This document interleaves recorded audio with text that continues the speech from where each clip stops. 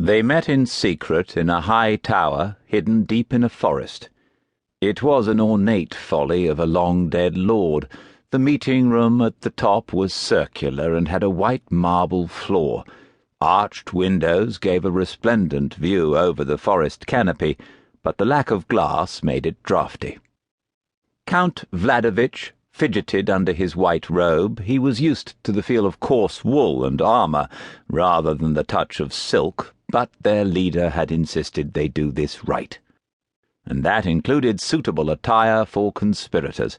It did have a certain practical side in that none of those present was immediately recognizable, though the sheer bulk of Tulip, the Countess of Umbria, could not be mistaken. The use of adopted names did seem ridiculous. That he should have to be referred to as Hemlock was not only demeaning but daft. He had a famously grisly voice that none who heard could forget. It wasn't as though he didn't know exactly who any one of the 9 present was, either. Foxglove, who had suggested the idea of the names, had explained he was missing the point entirely.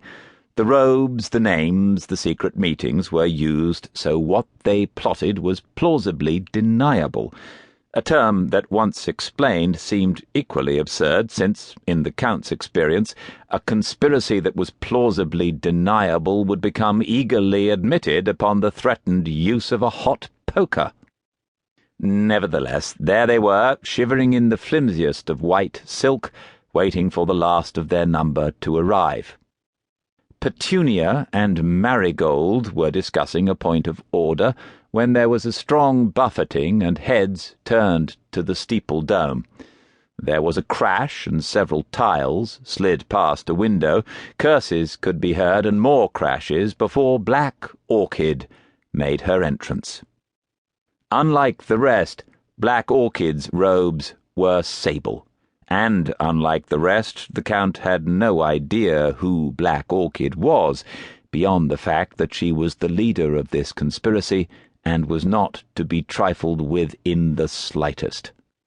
They had started out as an even 13, but Pansy and Carnation had made the mistake of challenging Black Orchid's leadership, on the basis that she was a woman.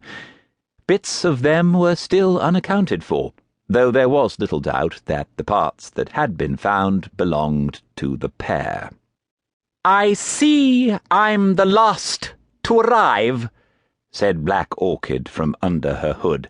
"Let's cut the formalities and get down to it, shall we?"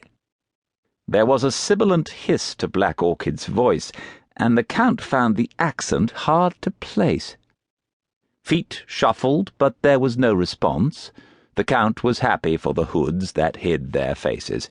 Though he had lived a life of martial hardship and was no stranger to danger, he was also no stranger to fear, and there was something about Black Orchid that made him deeply afraid.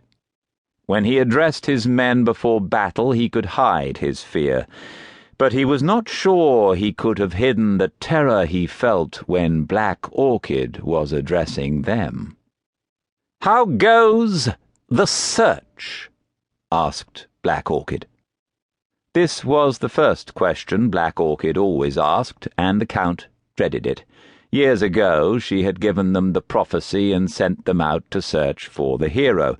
Since then, they had been meeting every 6 months to report any news, and at every meeting there was no news. The world was a big place.